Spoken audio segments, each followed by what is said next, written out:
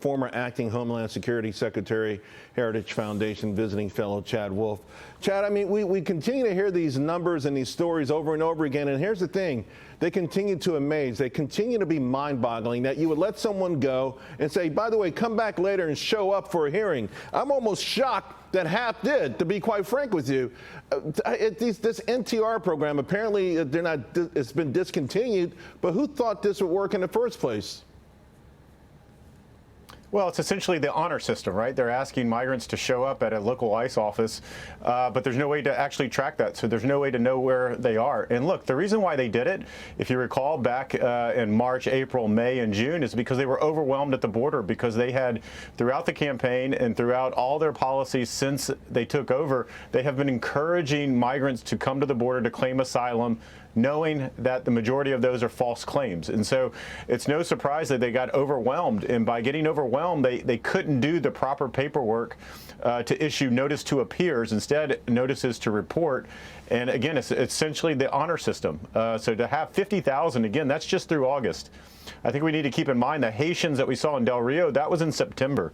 I can guarantee you the majority of those were also issued notice to reports as well. So that number, 50, 47, 48,000, is probably much higher as you go all the way through the end of 2021. You know, we're talking about the messaging through the during the election, which was essentially, hey, you know, come on up, you know, red carpet, green light, come on up. We've got vacancies.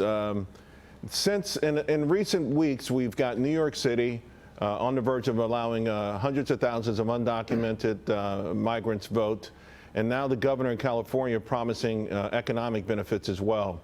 How do you how do you ever control your border, any country, any nation in the world, when once you get through, you know that the honor system, you'll never have to report back. You'll be able to vote. And you'll also have economic gains. I mean, really, it's you know, I'm asking because, you know, we've got a lot of citizens in this country who we're the greatest country in the world. We've got the kindest hearts in the world. We're the most generous. We've lost blood. We've lost treasures. We spent trillions to help everyone around the planet. But shouldn't we be smarter with respect to an organized way of allowing folks into this nation? This seems like they're going to create a free-for-all.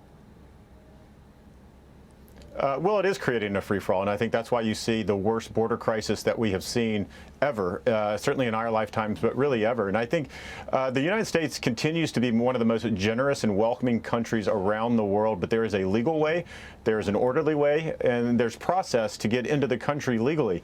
But when you discard that, and when you're the Biden administration and you put forth a set of policies and messaging that encourage illegal behavior to come across, you end up with what you have today, which is a colossal failure of a border security and immigration enforcement strategy.